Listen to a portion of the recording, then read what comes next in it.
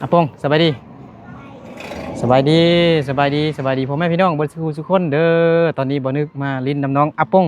น้องประยงอีกแล้วเนาะมาหาแต่น้องประยงอาปงตลอดเนาะบ่มีทางอื่นแล้วเนาะมาหาแต่น้องอาปงน้องประยงน้องลาน้องดวงใจเนาะบ่นึกก็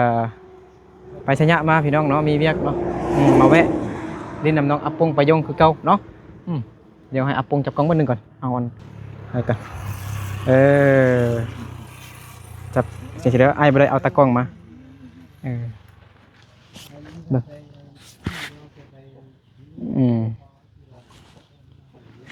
อาปงจับจังสิ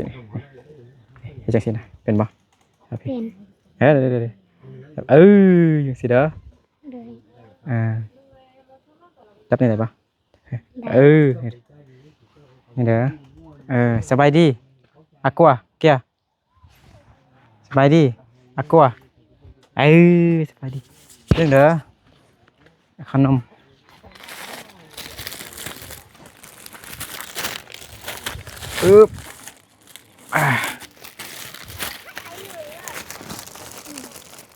เบิ่งไอ้นึกเอาเบิ่งบ่นึกซื้อขนมนึกซื้ออันมาเกียงโลนึงแล้วบ่นึกก่อน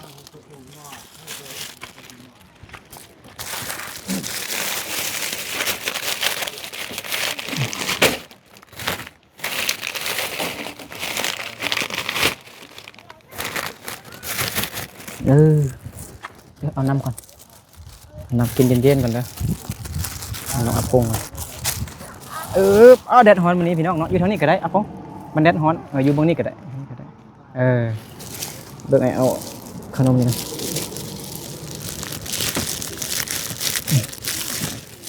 อันนี้ก็เป็นเงินของพี่นายใจดีพี่น้องเนาะแต่เพิ่นบ่ให้ออกซื้อเพิ่นฝากเงินมาฝากเงินมา 3,000 บาทพี่น้องเนาะให้น้ำมันรถบ่นึก1,000 บาทเนาะนี่ก็ขอบใจขอบคุณเด้อขอบใจขอบคุณ FC หลายเด้อแล้วก็ให้บ่นึกนี่ซื้อขนมไปแจกเล็กน้อยว่าซั่นเนาะ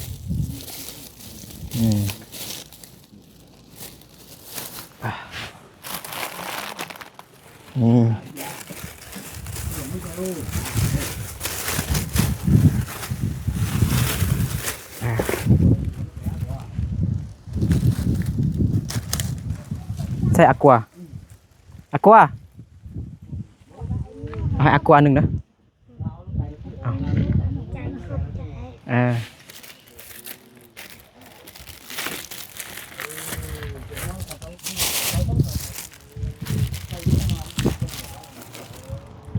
ไปให้อาปงจับกล้องบนนึงก่อนพี่น้องเนาะ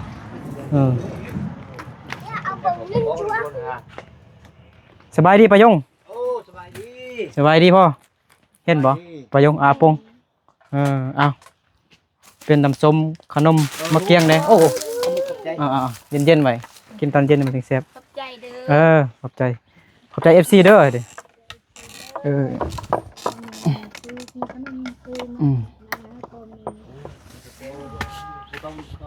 เบิ่ง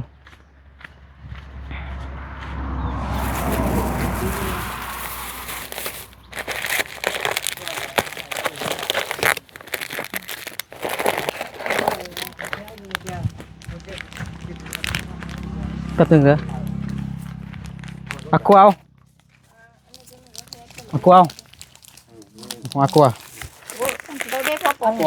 อันนี้เกียร์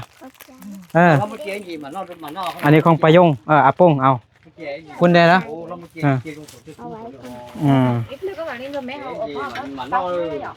มื้อนี้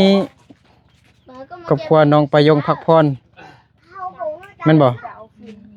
ปะยงว่าไปขุดขิงบ่แม่นเนอะฮะ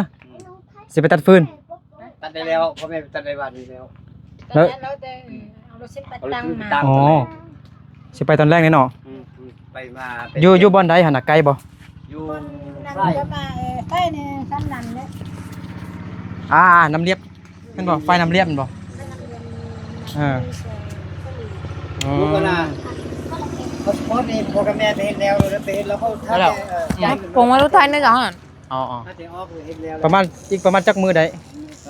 ตามร้านเช่า เดือนหนึ่ง ฮะ ตามร้านเช่าว่าเดือนหนึ่ง เดือนหนึ่ง พ่อสาวพ่อ อีกตึม1 เดือน แล้วพ่อแม่จ่ายเงินให้นะจ่ายเงินเขาหมดแล้ว จ่ายแล้วเนาะ เงินจ่ายพอดี อืม เงินนี้พอดีเหลือ30,000มาเฮาเดือนน่ะ เหลือ30,000 เหลือ30,000 ซื้อน้ำ เอ มัน อ ประหยัดแต่ว่าไป กาได้ ซื้อน้ำมันเนาะ ขวดได้ครับ มันแกไปซื้อน้ำมันแกไปนี่ไปหัน อ่า แล้วซื้อน้ำมากินแม่ไปแม่ว่าวินหัวซื้อน้ำกินป้องนะจอกนึง อืม น้ำปั่นจอกนึงเนาะเท่าเนาะซื้อก็ซื้อว่าซื้อจากต้องจอกชอบจอกสาวพันนี่บ่แม่นน้ำปั่นแล้วน้ำละลาน้ำมันใส่น้ำส้มน้ำกอนละลาสาว อันนั้นก่อนใส่ ไม่ได้หยอดเตือน ไอ้ที่เขาเจอ บ่ได้ปั้นซ้ำเนาะ ตอนนั้นของการพาสปอร์ตนั่นแหละเฮ็ด กินได้หย แม่ อด บอกแล้วไม่ว่าโอ้พอมันเป็น2,000ก็ บ่ประหยัดว่าซั่นเอาแต่20,000 เงิ เนาะ นเด้ ยันได้เงิน มีแต่นั้นยันเงินผู้พ่อแล้วบ่ได้ ไปกลับมาอยู่เนาะไปมาไปมา แล่นเบิ่นี่ก็ได้พี่น้องเนาะมาเฮ็ดแล้วเนาะมีแต่ค้ามือที่อันเพิ่น ผมเอาจาก เอาไปเอาเนาะ หรือว่าเพิ่นมาส่งบ่ ฮะ เพิ่นมาส่งหาบ่ เพิ่นบ่มาส่ง บ่มาส่งมีแต่เฮาไปเอาเนาะ เพิ่นเอามาฝากไว้เฮือนเอาลี อ๋อ เอา อยู่ไสอัก18 บ่เอาลีอยู่วันแจ้งแคมป์เดินบินน่ะ คงกันข้ามกับสนามบินเนาะ เพราะว่าเอาลีเฮ็ดเวียกอยู่ห้องอาการ อ่า มื้อได้เอาตุยไปสัญญาไปค่ายไปซื้อเครื่องบ่ไปค่ายเครื่องเราเพื่ออันใดแล้วแม่เอาฝากเอาตุยมา อ่า ตามเพิ่นเว้านะบ่ให้ส่องเท่าได้ไปมาชิ้นเปลืองก็บ่อยากไปเลยไปโอ้ยบ่แล้วในเมืองล่ะไปเที่ยวนึงนี่ลักเส้นเลยบ่บ่เลยลัก5เส้น มันใกล้เด้พี่น้องเนาะไปตัวเมืองนี่ ไกลแฮง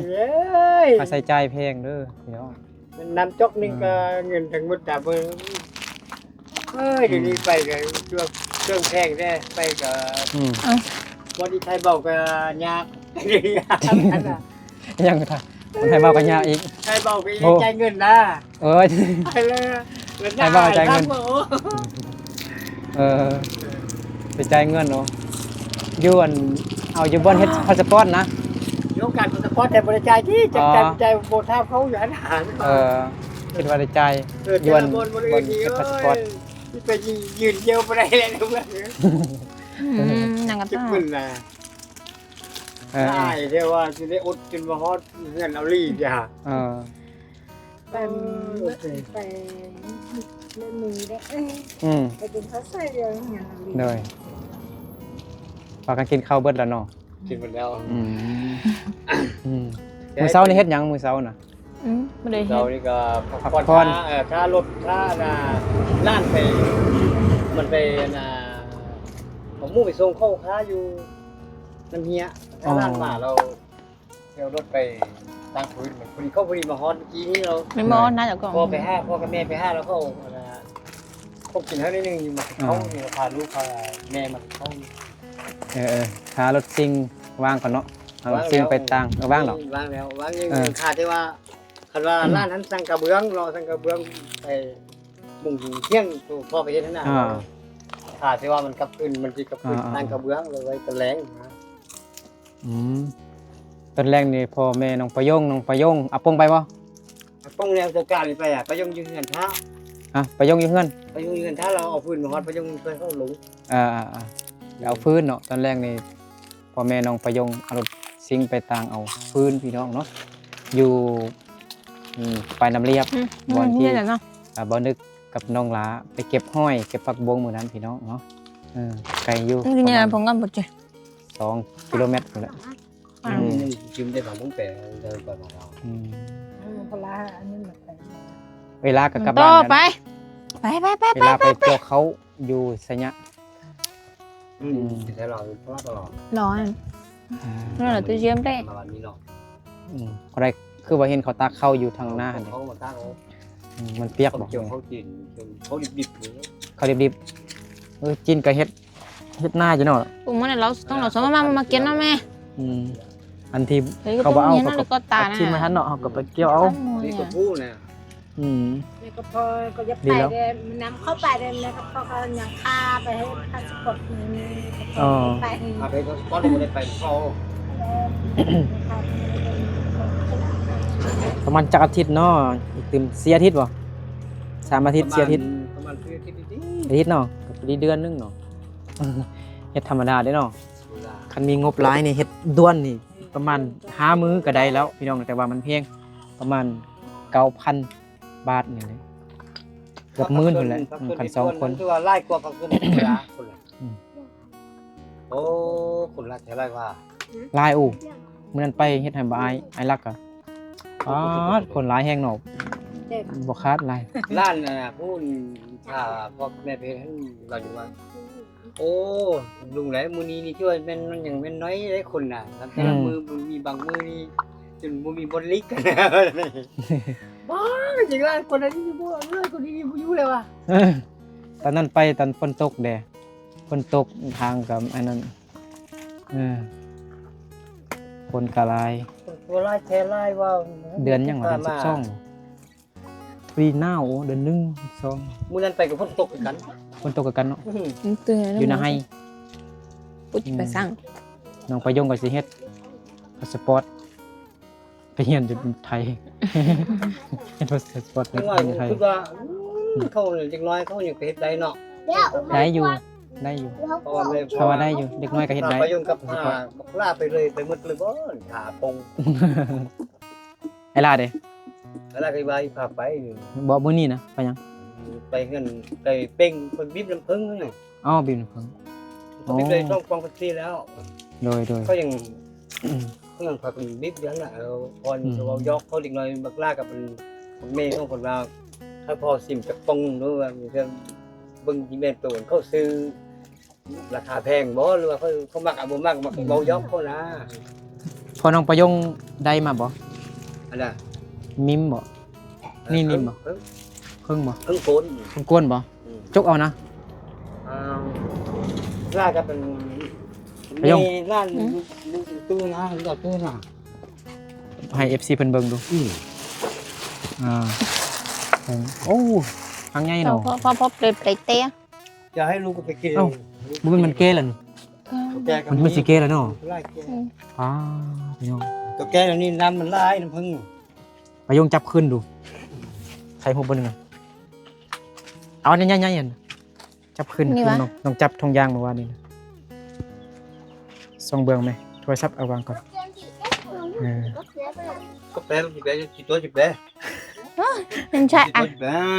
rồi chip lấy rồi ตัวจิแปลมีแบบก็แปล thì tụi nó lâu rồi จิเปล thì nó lâu chúng ăn ดูตายแกฮะ ย่านมันกัดนะ ừ บ่ได้ดอก เอาบ่ได้ nó nè cái rồi lâu quá บ่ได้มันเมาแล้ว มีว่ามีท้า มันเมาแล้วเลย nên chạy อ๋อมันสิเก้แล้วเนาะ มันแกแล้ว nó cực ตัวนี้ lên พอได้อยู่ เอาคะแนบมุกก็ได้เนาะคะแนบเนาะ เดี๋ยวให้พวกไป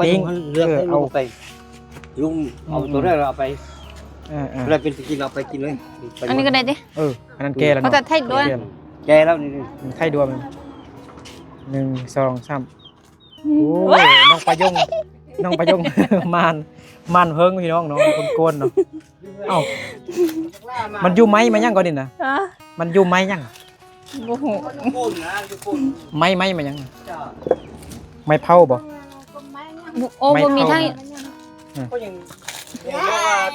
vô mình thôi là sao thì อืม ทางเรื่องอยู่ฮะ chơi đến thôi chơi luôn mà kiến rồi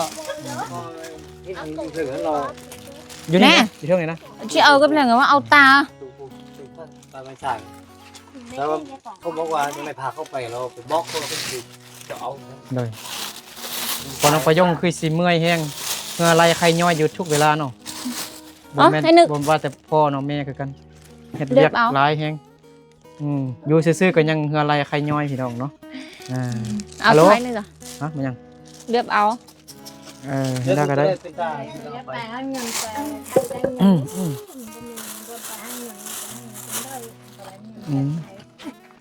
สิได้บัดนี้เนาะหาเงินทางใดอีก à ta แต่ที่มอเจมอสายหูได้ยังขโมยเฮ้ยจิต ông tôi chụp bao đi พ่อแม่น้องไปยงก็ว่าสิไปหารับจ้างอยู่พี่น้องเนาะรับจ้างเพื่อ ไอ้นึก สิได้เงินจ้างรถไปเฮ็ดเวียกอยู่ฝั่งไทยเนาะแต่ว่าพ่อแม่น้องไปยงกำลังซอก5บอนรับจ้างอยู่แต่ว่า ตุ้มหมู บ่มีพี่น้องเนาะคือแบบพ่อแม่น้องไปยงคือสู้ชีวิตแห่งพี่น้องเนาะคนคว้าหาบอนบอนหาเงินบอนรับจ้างพาสปอร์ตแต่เรียบร้อยแล้วพี่น้องเนาะตอนนี้ก็ยังสิไปหาเงินรับจ้างอยู่ทางใดก็ยังบ่ทันฮู้เด้อคนคว้าอยู่หาเงินสิจ้างรถไปไทยหาเงินอยู่ไทยอันนี้ก็อยากไปอยู่แต่บ่มีคนเบิ่งเฮือนนี่เว้าแท้ๆนี่ไปอยู่อยากไปเฮ็ดบัญชีไทยหั่นนะเฮ็ดเพจนะกลัวมันหนอกเอาหลายเด้อเอาหมดนั่นแหละเอาหมดเอาหมดเลยมาเอาตัวเตี้ยเป็นบ่เบิ่งมาอันอ่อนก็ได้น้องไปยงน้องเรื่องนั้นจะเอาไปทิ้งนี่นะ เอาตัวอ่อนก็ได้เราอยู่งานนี่กินตลอดแล้วเข้าจากในเอาไปหมดนี่เอาใส่หดนึงดูเว้ยบ่เข้ามาต้องห่อโดยใส่หดนึงแล้วถ้าว่านึงแล้วมันจะเลือดจะลูกมันตัวเพิ่งมันจะย้อยลงคนมอมดอ๋อบ่ต้องห่อนึงได้แล้วบ่ได้แล้วได้ของที่เอาที่อยู่พุ่นนี่ก็บ่มีคนกินหลายแล้วมีแต่อ้ายกับเอลี่สิปั่นพี่น้องกินพี่น้องบ่มากินติมีแต่เฮากิน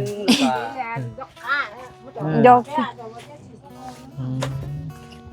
โอ้ด่าจังโตพ่อแม่น้องอักกัวกลับไปไทยแล้วพี่น้องเนาะทางเงินอยู่ไทยเบิดแล้วอักกัวพี่น้องคือว่าเดี๋ยวมามัวใช้ที่ทั้งไงมามุบ้านมุยอักกัวก็ผู้ชายที่รออักกัวอีเปลียไปเอาฟืนนำลุงบ่ซุมายังรอแน่คนนี้ทิ้งมาพ่อแม่บ่ได้ละผู้ได้นะผู้ได้อักกัวนะนะแล้วเอ้ยอันนั้นเด้บอลไปทางอันนั้นเด้เราบ่จ้างหรอบ่ซั่นนะจ้างอยู่ไปทางไห้นะไปทางหยัง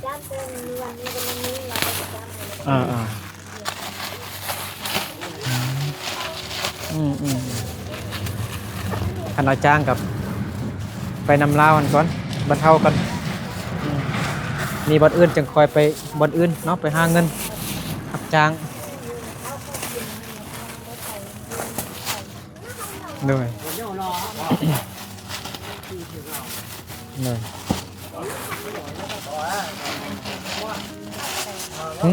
ตังฟืนแมลงตังฟืนเนาะเห็นบ่น้องประยงนี่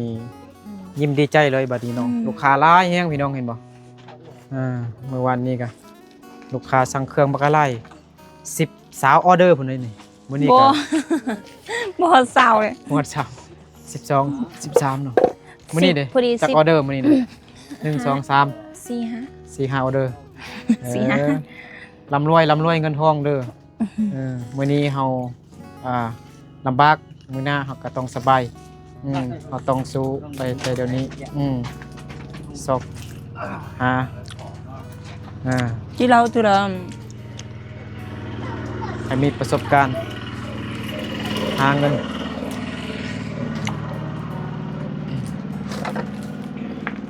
สินค้าน้องประยงมีแต่เสื้อผ้าเนาะเสื้อผ้ากับกิฟนิผมงามๆผู้บ่าวมักมื้อนี้อายก็ไปห้วยแกงเราเห็นผู้บ่าวอายุ18ปีแต่ว่ามีผู้สาวแล้วโคตรรอเลยรอคืนหมู่อายที่เรียนอยู่เวียดนามนำกันจงเราจงเราบ่หมู่อายน่ะไปเรียนอยู่เวียดมันได้วงเฟซดิล้อแห้งหน้าทางดังคมแต่ว่าคอนี่มดแดงกัดแดงเมิด ฮู้บ่เอาผู้สาวเรานั่นเด้นะดูดเด้ว้าวตวเขาเจ้ามีรถทีบเด้เห็นบ่อาปงเขาเจ้ามีรถทีบเนาะ เดี๋ยวบ่ใช่ รถทีบแบบนี้อยากได้บ่รถทีบแบบนี้อยากได้บ่ ก็อุตส่าห์จะเช็ดทีอันดังนะฮะ อยากได้เนาะแต่อยากได้ที่สุดมันรถทีบไฟฟ้าเนาะอยากได้เนาะมันกินไฟร้ายเนาะ บ่มีไฟบ่มีไฟซัด เงินน้องอัปปงบ่มีไฟเนาะถ้าไอ้นึกถึกเลขก่อนเด้อซื้อรถทีบแบบออกกำลังกายเนาะทีบไปโรงเรียนซื้อเลขกระทึกน้อยบัดเอาลายแล้วบ่ทึกซื้อลายแล้วบ่ทึกเดี๋ยวนี้เท่าได้บ่รถทีบธรรมดาไป 7-8 แสนล้านปลายก็มีรถทีบน้องอัปปงขี่รถทีบบ่เป็นติฮะเป็นอยู่รถจักรเลยรถจกเลยโมโนจกซ้ำ เช็ค ร ก็ ถแม อา ค ย โครอะนะรถแมคโคร เช็คก็อา จกดินนะเนี่ยครึ่งไกลนึกเฮ็ดอยู่ทางล่างนี่มือวัน เอ้าที่นั้นเดี๋ยวเป็นฟิตเนาะ คนเบิ่งหลายเนาะ แม่น เดี๋ยวนี้60,000น่ะคนเบิ่งแล้วตี60,000มาคลิปอื่นเนี่ยก็มาเบิ่งมี2คลิปได้เฮ็ดได้กับคลิปไอ้ยิงปืนเห็นบ่อันนั้นกับ70ปลายพันหรอเฮ็ดคลิปอื่นกับไอ้ลี่น่ะมันบ่ขึ้นฟิตน่าได้อันนั้นดอกคนเบิ่งหลายคนกดอันหลาย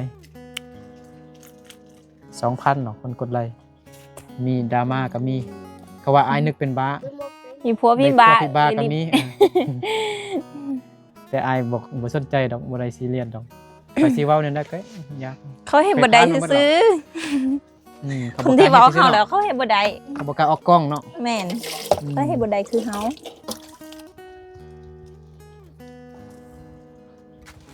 เขาบ่กล้าออกกล้องเนาะมีผู้บ่าวมงกับ เสื ค อ อมเม แม่ น เท่า ต์ ปื้อมาป่อง น้องประยงแปลบ่ได้สำนึกอ่านภาษามงบ่ได้นะ บ่ไปยงมงภาษาโมง ให้อัน แม่อันแต่อันไม่อันบ่ได้ เอา ได้แต่ว่า พอเด้ อันนี้เป็นไม่ได้คนเรา ก็ให้ละ มา เจ้า อันนั้นอ่า เนาะ เอ้ยลาแปลอยู่ Google แล้วก็แปลให้อันคนอื่นแปลเลย แม่ว่าแม่อันได้แต่บ่ฮู้เปเพิ่นบ่เข้าใจ แต่เขาบ่แม่นด่าติเขาว่าอันลูกนี่ล่มผู้สาวบ่เป็นสิหนึงเขาว่าอันเป็นคนมงเหมือนบ่เขาว่าลูกนี่เป็นคนมงเหมือนบ่กับเอยลี่เขาเป็นมงเอยลาแปลว่าผู้ชายแบบนี้บ่ล่มผู้สาวบ่เป็นแล้วก็บ่เคยไปเลาะไปเที่ยวปาร์ตี้เห็นบ่กินเหล้ากินเบียร์หั่นน่ะ แม่ ฮัก น เมียมายังหั่นน่ะมีแต่อยู่กับเมียบ่สั่งไปปาร์ตี้มายังหั่นน่ะไปเลาะไปเที่ยวตอนกลางคืนมายังหั่นน่ะถ้าพี่คิดว่าอันแปลเป็นไทยแล้วมันแปลว่าผู้ชายโง่อีหยังต่างๆเนี่ยแปลเป็นไทย แปลเป็นลาวแล้วเป็นแนวนึงบ่คือกันมือชื่อดี คือว่าเขาว่าสมบูรณ์เมียนี่เราสู้ในมือไว ฮะมือไวนั่นน่ะ เรียกไว นั่นน่ะเขาว่าอ้ายบ่ไปสร้างลมผู้สาวว่าซั่น แบบมิเตลินน่ะนะคือเด็กน้อย ผู้เปแล้วเปบ่คือกัน เนาะแปลบ่คือกันเนาะไปยงแล้วไปยงบ่ฮู้ยังเปลเป็น อันนั้นจักออเดอร์ก่อนนะเดี๋ยวสิไปหาเวลาก่อน อั เวน ลาคาอยู่ละทาน ซี เวลาจึงมาใหม่ ซีออเดอร์ น้องประยงกับขายเครื่องและกำไรก็เก็บไว้ให้พ่อแม่จ้างรถไปไทย พอแล้ว บ่พอซื้อขนมกิน บ่พอซื้อขนมกินโอเคพี่น้องเนาะเอาขอบใจขอบคุณผู้ใหญ่ใจ ตัว ดี หยอนนี่เนาะตาน่ะ FC เบิดสู่หูสู่คนเด้อ เดี๋ยวสู้เดี๋ยว เนาะ จะ คอยสนับสนุนสปอร์ต กันได้จะเลี้ยง ส่องบ่นึกเผาปล่อยเอาไป เดี๋ยวบ่นึกไปหาน้องลาก่อนพี่น้องเนาะเอาจุ โอ ชัว เค ขอตัว เดี๋ยวเจอกันไว้พี่น้องเนาะขอให้ทุกคนจงอยู่ดีมีแห่งสุขภาพเข้มแข็งแข็งแรงขอให้ร่ำรวยเงินทองบริสุทธิ์สู่คนพร้อมด้วยน้องประยงเด้อร่ำรวยเงินทองเด้อขายมันๆปังๆเด้อขายเครื่องออนไลน์ให้มีลูกค้าเยอะๆหลายๆให้น้องประยงเจริญก้าวหน้าสำหรับคลิปนี้ลาไปก่อนบ๊ายบาย ไม่ บ๊ายบายอาปุงบ๊ายบายเด้อโดยส่วนพรในพักผ่อนนะพี่น้องเนาะ ของอันนั้นก็ไอ้นึก